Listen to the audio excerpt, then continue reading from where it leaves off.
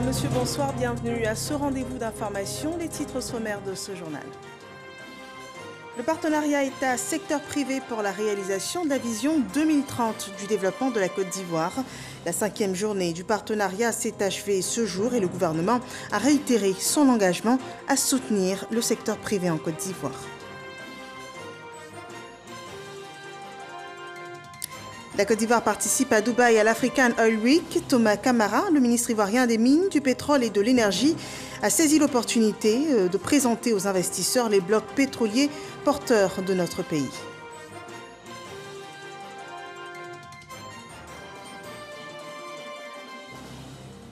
Et nous verrons aussi dans ce journal le dossier EcoPlus de ce mardi. Il creuse la problématique de la location-vente. Pourquoi cette formule qui facilite la propriété immobilière n'est plus appliquée quand elle a fait ses preuves dans les années 80 à 90.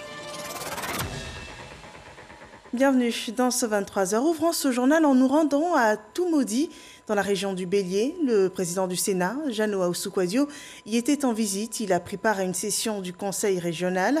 Et le président du Sénat a aussi rencontré les familles des victimes des troubles liés à la présidentielle de 2020. Le récit de Kader Sogodogo. Jeannot Ahoussou-Kouadio, accompagné d'une forte délégation de sénateurs, est accueilli à Toumoudi par les autorités administratives et politiques de la localité. Premier temps fort de sa présence dans la ville, Toumoudi-Kro, des familles endeuillées lors des événements malheureux liés à la présidentielle de 2020, reçoivent le réconfort du patron du Sénat. Il profite de sa présence pour inviter les populations à bannir la violence sous toutes ses formes. Il est question donc d'envoyer des missions traditionnelles de paix pour régler traditionnellement cette affaire, pour faire les sacrifices usuels, notamment pour apaiser la terre. Insister sur la nécessité de la paix et de la concorde dans la région du Bélier. Cette région a connu les violences les plus inouïes. Ce n'est pas normal. On a besoin de paix et de concorde pour bâtir le pays. Après le village de Toumoudi-Kro, retour à Toumoudi, où le président du Sénat prend part à une session du Conseil régional du Bélier sur invitation de son président, Pascal Yeboué. Une session consacrée au budget 2022. Un cadre idéal pour Jeannot Ahoussou-Kouadio pour inviter l'ensemble des sénateurs à prendre part aux sessions des municipalités et de conseils régionaux de leur localité. Il y a des préoccupations de chaque conseil régional. Chaque conseil régional a ses particularités. Chaque commune a ses particularités, a ses difficultés. J'invite tous les sénateurs à descendre à la base, car le développement se fait à la base. Il faut venir à l'écoute. Le président du Sénat, Jeannot Ahoussou-Kouadio, compte visiter plusieurs mairies et conseils régionaux lors de leur session dans les mois à venir. Et nous en venons à la collaboration entre l'État et le secteur privé. Elle a été vue de plus près au cours de la 5e journée dédiée à ce partenariat. La préoccupation majeure, c'était la contribution du secteur privé au développement de la Côte d'Ivoire. Un peu plus de 2000 personnes ont participé aux échanges suivant le développement de Dangui-Dangui. Le développement du secteur privé ivoirien, érigé en priorité nationale par les autorités, est le levier sur lequel le gouvernement mise pour réaliser les objectifs portés par sa vision, dénommée Côte d'Ivoire 2030. Des objectifs rappelés ce lundi à l'ouverture de la 5e édition de la journée du partenariat État-secteur privé. Doubler le revenu par tête d'habitant, créer 8 millions d'emplois d'ici 2030, réduire la pauvreté de moitié en 2030, rehausser l'espérance de vie de 10 ans. Le secteur privé partage cette ambition, selon le patron de la Confédération générale des entreprises de Côte d'Ivoire. Jean-Marie Aka a salué les efforts d'amélioration de l'environnement des affaires et l'institution du dialogue public-privé, avant de plaider pour la levée des freins au développement du secteur privé en Côte d'Ivoire. La taille trop importante d'un secteur informel à faible productivité constitue un frein au développement d'un secteur privé national compétitif.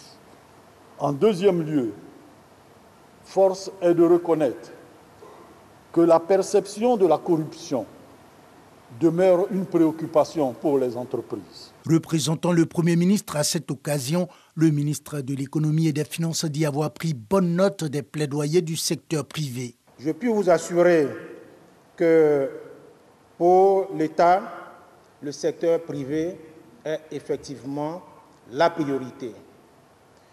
C'est sur cette conviction que je voudrais vous indiquer que tout sera fait pour faire en sorte que le secteur privé puisse s'épanouir. Un cadre de dialogue que les acteurs du secteur privé souhaitent voir aboutir à des actions et à des résultats concrets. Un autre événement qui rassemble des décideurs, cette fois ceux du secteur de l'énergie. Il s'agit de la 27e semaine africaine du pétrole qui se déroule à Dubaï. On discute de l'avenir de l'industrie pétrolière et gazière, précisément de la transition énergétique. Et sur ce point, la Côte d'Ivoire, représentée à cet événement, a présenté ses engagements. Le rapport de Jean-Luc Mango et Traoré Zakaria. Pour cette première édition sur le sol émirati, l'Africa Oil Week ou Semaine africaine du pétrole a démarré sur des chapeaux de roue. Une première journée marquée par des panels de haut niveau où les experts et décideurs politiques ont mis l'accent sur l'adaptation de l'industrie pétrolière à l'évolution et au développement du marché pétrolier, notamment l'analyse de la transition énergétique mondiale et ses effets au niveau du marché africain. Transition énergétique, le sujet est d'ailleurs au centre de cette deuxième journée ouverte par le ministre ivoirien Thomas Camara. Nous, Africains, avons besoin de nos ressources pour nous développer.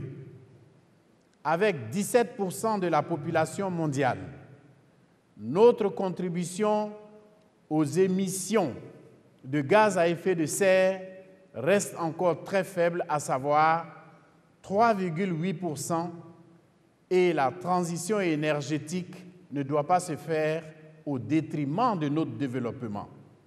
Discours d'ouverture, mais également un coin de voile levé sur les engagements de la Côte d'Ivoire relativement à la question de la transition énergétique. La Côte d'Ivoire a pris l'engagement au niveau international de respecter un mix énergétique à hauteur de 42% à l'horizon 2030 d'énergie renouvelable. Nous alternons donc ces deux formes d'énergie pour à la fois répondre à la demande sans cesse croissante de la demande d'électricité et à la fois respecter donc cette proportion d'énergie renouvelable à l'horizon 2030. La Côte d'Ivoire rentre ainsi de plein pied dans la semaine africaine du pétrole. Après ses prises de parole, le ministre Thomas Camara a effectué cet après-midi une visite sur une des plateformes du géant pétrolier Eni. Demain mercredi, il procédera à l'ouverture du showcase de la Côte d'Ivoire. Le pays va présenter toutes ses potentialités et ses opportunités d'investissement sur son bassin sédimentaire. La Côte d'Ivoire n'est peut-être pas encore le géant pétrolier auquel elle aspire depuis quelques années, mais elle s'en donne les moyens, notamment à travers cette participation remarquée à cet événement. Nous parlons à présent de la COP26. La grande réunion sur l'environnement s'est ouverte le 31 octobre dernier à Glasgow. C'est en Écosse. Plus de 200 États du monde échangent sur des sujets stratégiques pour lutter contre les changements climatiques. Et ce mardi, les pays de la francophonie se sont rencontrés. Le détail avec Grace Kando et Kini Bois. L'accès au fonds climat, la méconnaissance des mécanismes et les techniques d'élaboration de projets. Entre autres sujets évoqués au cours de la rencontre des ministres membres de l'Organisation internationale de la francophonie.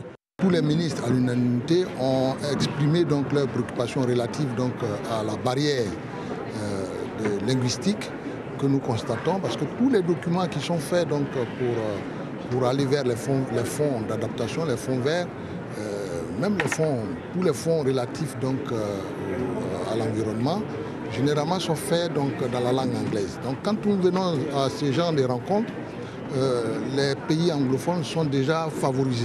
Ils ont de l'avance sur les pays francophones. Et donc il était question que les ministres francophones donc, se réunissent et parlent le même langage. Et nous n'allons pas nous arrêter là. Les ministres francophones, donc, après concertation, nous avons décidé donc, de nous rencontrer donc, régulièrement donc, pour poser donc, notre problème, pour poser donc, cette préoccupation donc, sur le plan national et plus sur le plan mondial pour que ces fonds-là soient accessibles aux pays francophones qui en souffrent. Une rencontre qui a permis de faire des plaidoyers à l'endroit des organismes de financement du climat. L'Organisation internationale de la francophonie compte jouer sa partition dans l'accès au fonds climat des pays francophones. Et du coup, la francophonie souhaite répondre à ce sujet en construisant justement sur les recommandations faites par les ministres aujourd'hui, d'avoir un accompagnement de la francophonie pour capitaliser et faciliter l'accès à ces financements climat. D'ores et déjà, l'IFDD depuis 2019 est un partenaire du Fonds vert pour le climat et facilite déjà et accompagne un certain nombre de pays francophones à accéder justement au Fonds vert pour le climat. Les ministres membres de l'Organisation internationale de la francophonie souhaitent que leurs requêtes trouvent un écho favorable auprès de la Convention cadre des Nations Unies sur les changements climatiques qui regroupe 197 pays dont fait partie la Côte d'Ivoire. À Paris, les travaux de la 41e session de la Conférence générale de l'Organisation des Nations Unies pour l'éducation, la science et la culture, l'UNESCO, ont démarré ce 9 novembre 2021. Pour cette rencontre, l'accent est mis sur la solidarité autour de la défense du droit à l'éducation, un droit impacté par la crise sanitaire due à la Covid-19. L'ouverture a été marquée par l'élection à la présidence de la 41e session de cette conférence générale, suivie de celle du directeur général de l'UNESCO. Notons que la délégation ivoirienne est conduite par la ministre de l'Éducation nationale et de l'alphabétisation, le professeur Mariatou Koné. En Côte d'Ivoire, le secteur de la santé enregistre une 4e mission de chirurgie réparatrice de l'œsophage après ingestion de produits caustiques. 12 enfants bénéficieront de soins grâce au partenariat entre la Fondation Children of Africa, la Croix-Rouge et l'ONG française La Chaîne de l'Espoir. Le détail sur cette mission avec Mahama Traoré. Permettre à 12 enfants de s'alimenter à nouveau correctement. Une faculté qu'ils ont perdue après avoir accidentellement mangé de la soude caustique, un produit corrosif pour l'œsophage.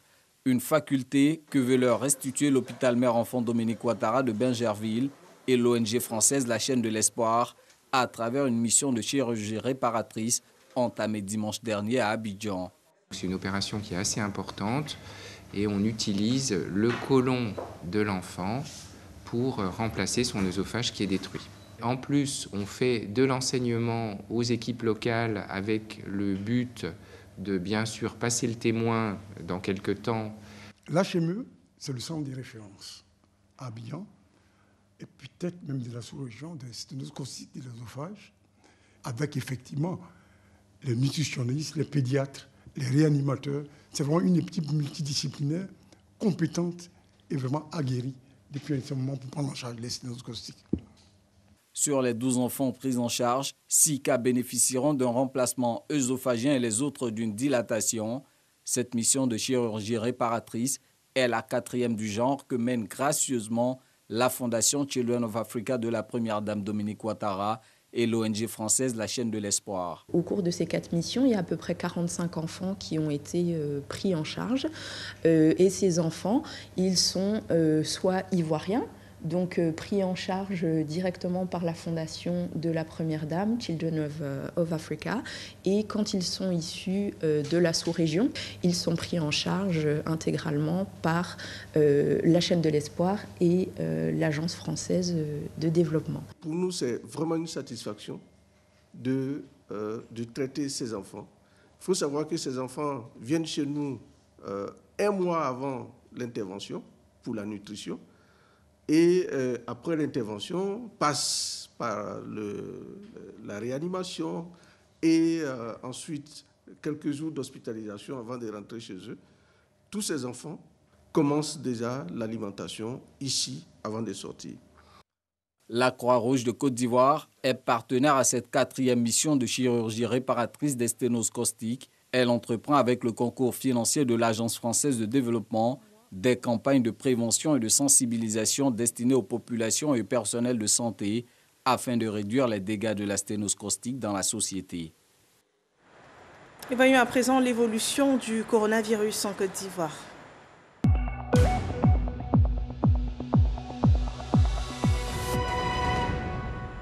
Ce mardi, 16 nouveaux cas de Covid-19 ont été répertoriés, 22 nouvelles guérisons et un cas de décès également enregistré Ainsi, ce 9 novembre 2021, la Côte d'Ivoire compte en tout 61 442 cas confirmés, dont 60 209 personnes guéries, 700 décès. Il reste encore 533 cas actifs. À cette date, au moins 3 595 570 doses de vaccins anti-Covid ont été administrées sur tout le territoire. Continuons donc de respecter les mesures barrières. Nous sommes mardi, jour du dossier économique, et ce soir intéressons-nous à une formule de transfert de la propriété immobilière, la location-vente. Cette stratégie adoptée par la SICOGI dans les années 80 à 90 a fait d'heureux bénéficiaires. Elle n'est plus en vogue ces dernières années. Pourtant, les acteurs du secteur de l'immobilier lui reconnaissent ses avantages fort profitables à toutes les couches de la société. Pour l'État qui propose des logements sociaux, il faut un préalable à l'usage de cette méthode. Cheikh Koné a enquêté sur la problématique de la location-vente. On regarde.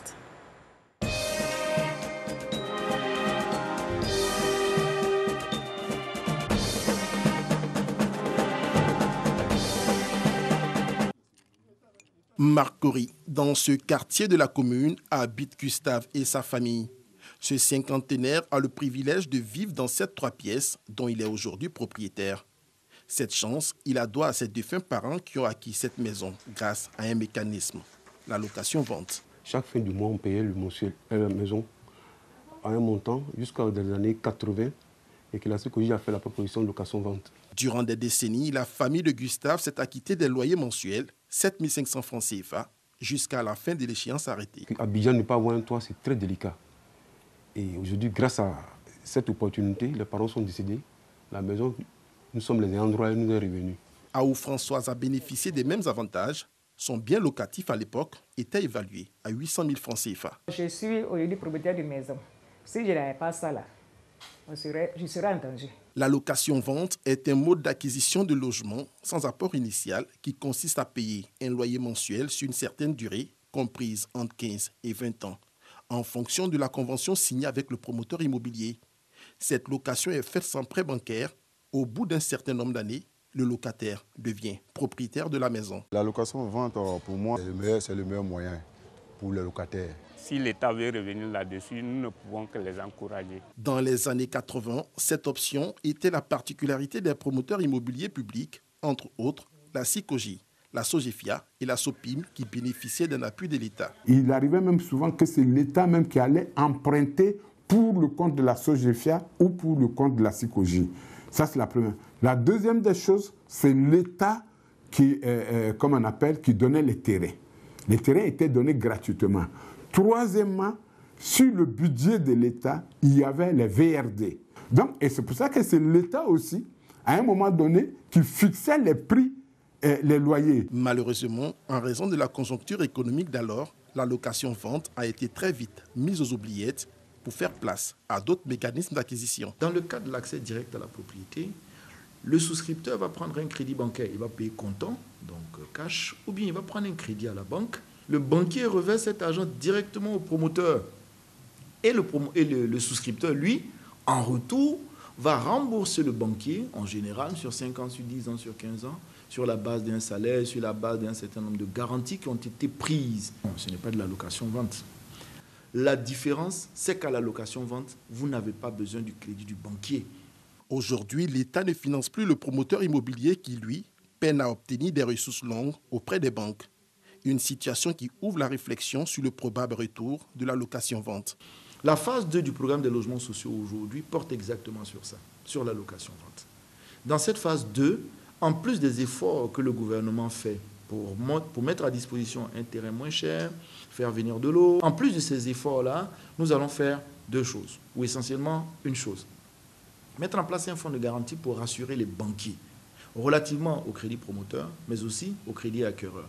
Pour permettre également aux promoteurs qui vont aller sur le schéma, qui vont aller sur le schéma de la location-vente, de savoir que les souscripteurs qui vont venir chez eux, par derrière, il y a quand même un fonds de garantie qui permet d'assurer l'effectivité du paiement des loyers mensuels. Bonne nouvelle, les premières initiatives en la matière se signalent. Le gouvernement et un opérateur privé ont récemment lancé les bases d'un programme immobilier pour les enseignants sous la forme d'une location-vente. Le projet porte sur 60 000 logements.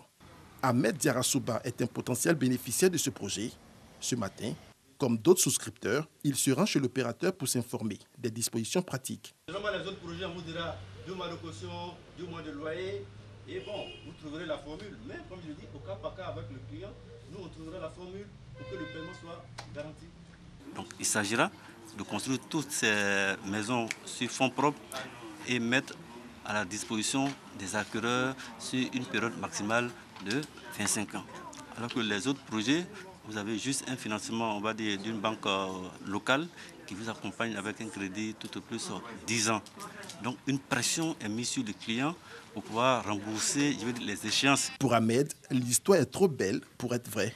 Avoir une maison sans apport initial en payant un loyer mensuel, notre enseignant garde tout de même espoir.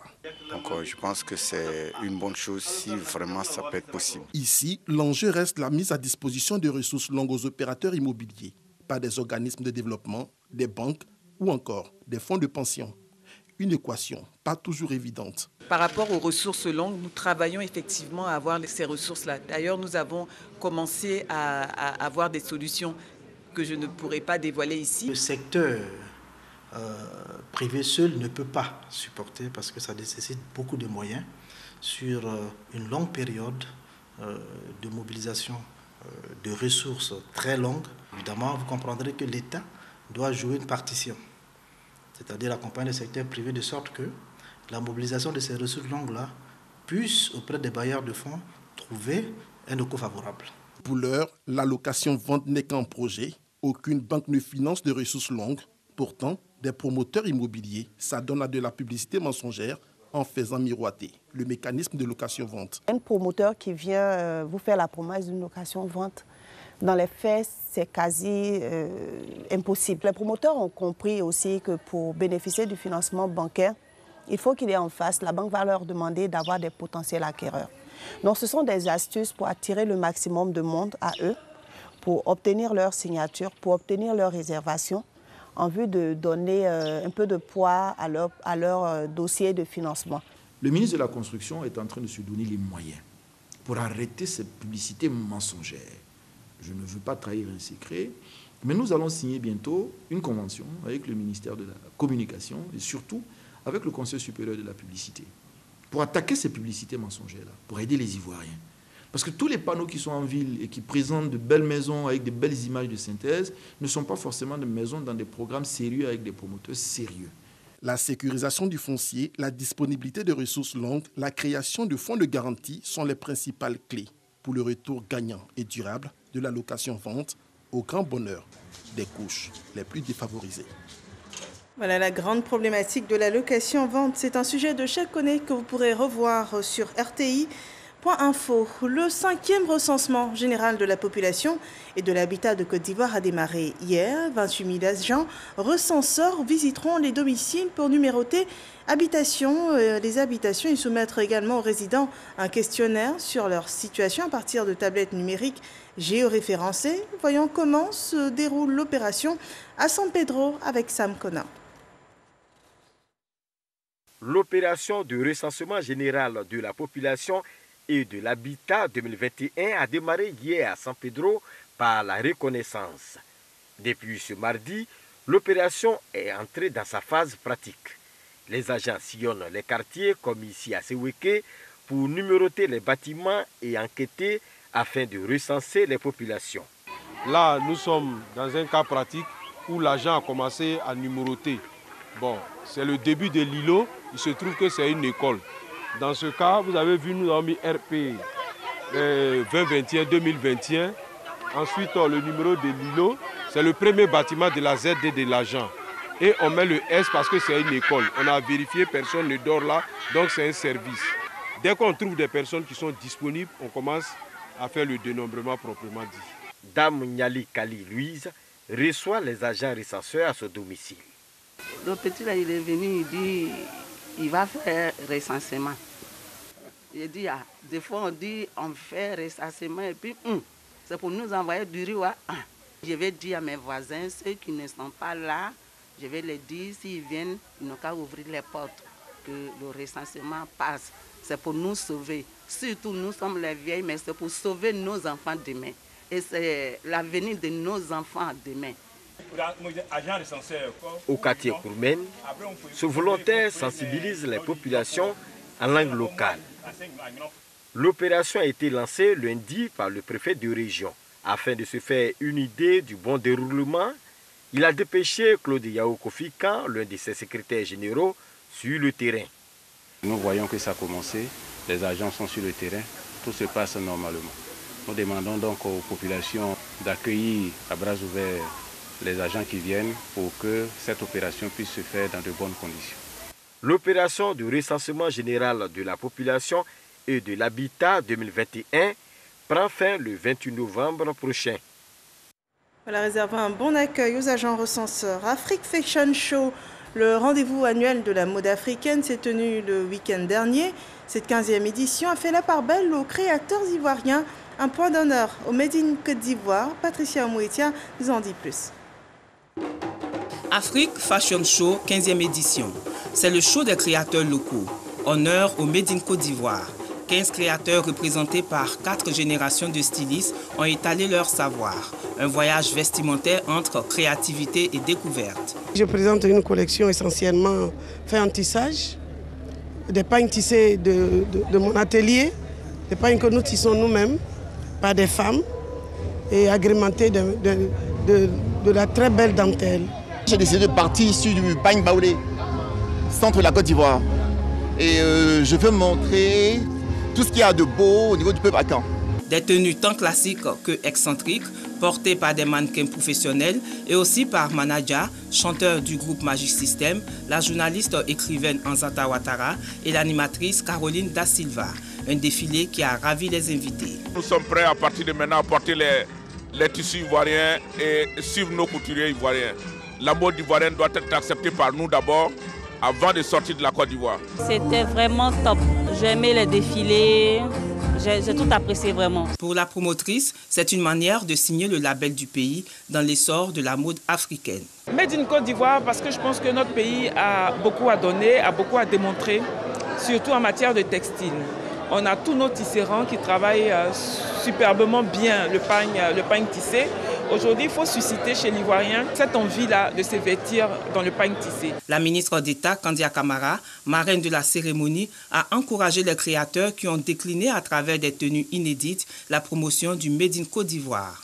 Pour soutenir tous ceux qui nous rendent beaux et belles, tous ceux qui font la fierté de la Côte d'Ivoire, aussi bien en Afrique qu'à l'international, mais tous ceux et toutes celles qui apportent une part importante dans l'économie de ce pays, à travers leur talent, leurs dons, leur création. Pour le rayonnement de la mode, le doyen des créateurs Patéo a été honoré au cours de cette 15e édition d'Afrique Fashion Show. Voilà une belle promotion du savoir-faire ivoirien. 26 œuvres appartenant au trésor royal d'Abomey retournent au Bénin, d'où elles avaient été pillées en 1892, il y a environ 129 ans, par le colonel Alfred Dodds. La cargaison qui devrait arriver demain au Bénin contient entre autres 3 grandes statues royales Bossio, des trônes, des sièges et des hôtels portatifs. L'acte de transfert des propriétés a été signé ce mardi matin à l'Élysée par les ministres béninois et français de la culture. C'est en présence des présidents Patrice Talon et Emmanuel Macron et c'est l'aboutissement d'un processus initié il y a environ 4 ans. C'est la fin de ce journal. Merci de l'avoir suivi. Excellente fin de soirée sur RTI1.